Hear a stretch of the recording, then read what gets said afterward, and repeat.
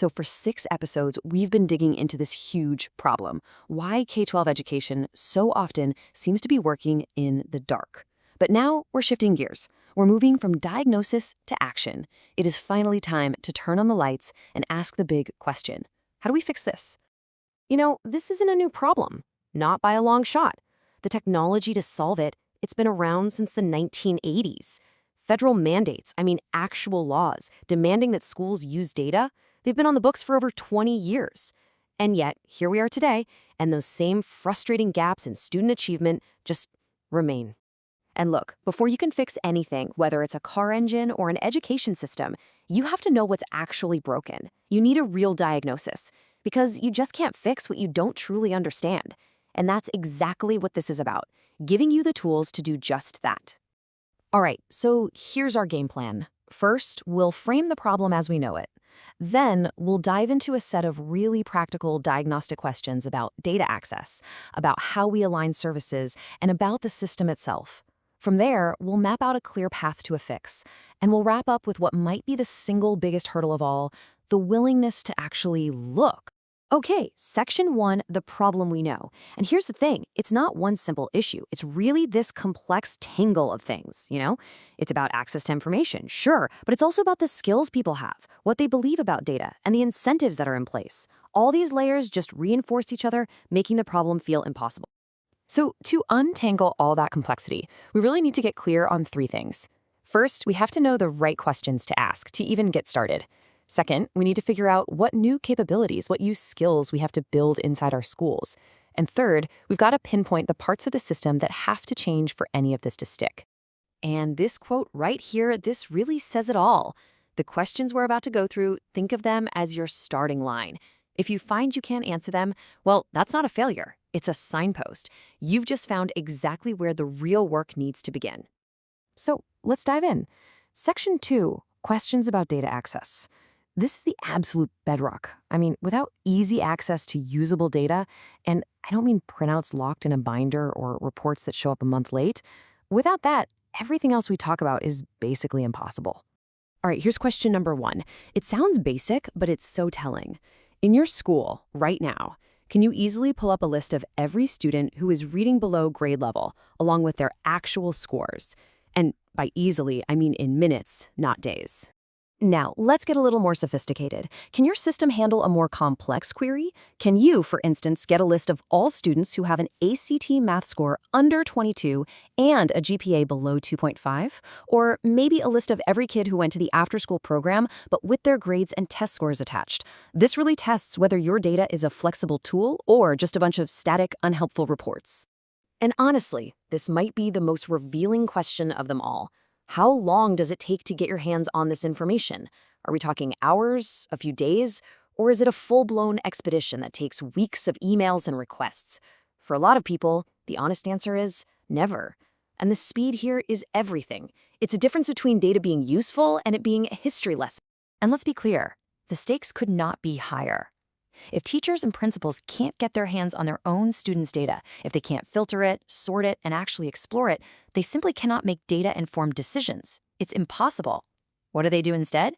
They're forced to rely on assumptions, on gut feelings. They end up working in the dark. Okay, section 3, questions about service alignment.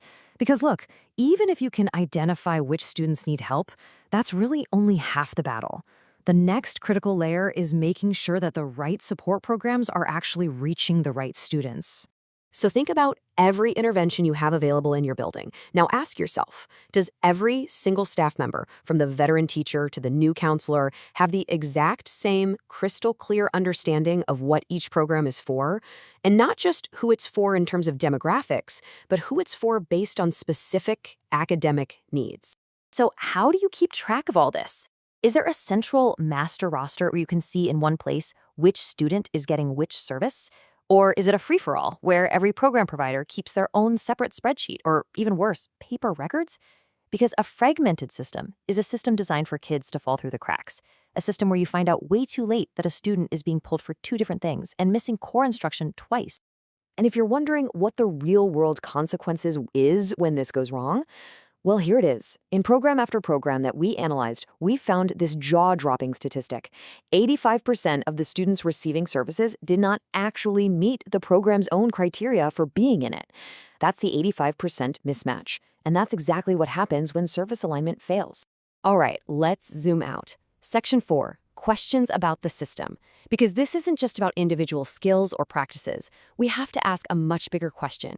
Is the whole system, the whole infrastructure, actually set up to help people succeed with data, or is it, unintentionally or not, designed to fail? Just look at this contrast. A system designed to fail? That's where data only flows up the chain for compliance.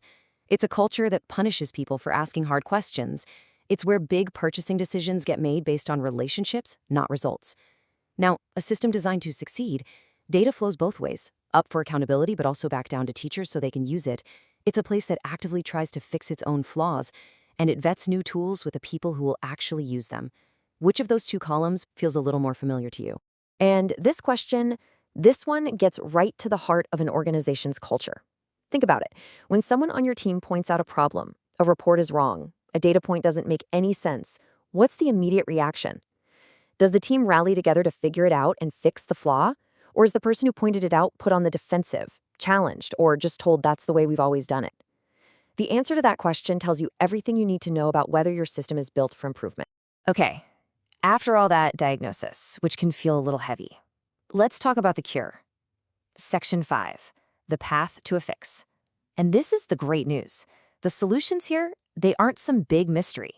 They are concrete, they are proven, and they absolutely work.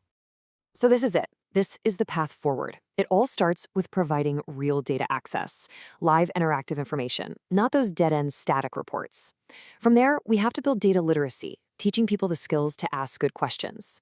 Then we have to fix the broken systems that punish curiosity. We need to create real accountability around getting the right services to the right kids.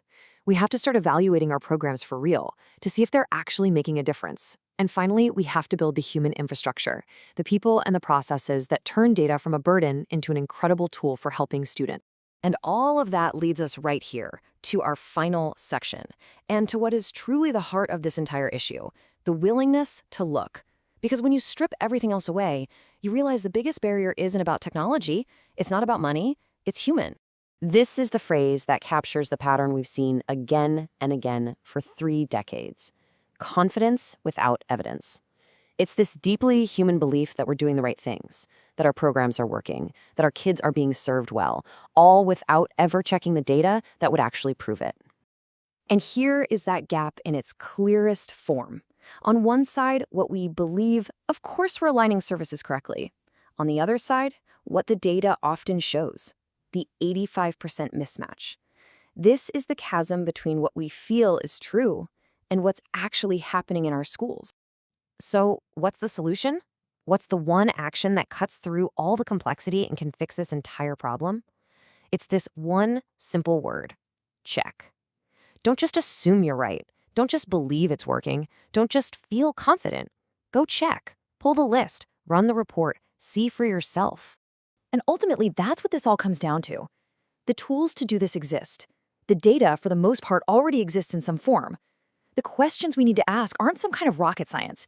So the only real question left for all of us, for teachers, for leaders, for everyone who cares about this, is whether we are finally truly willing to look.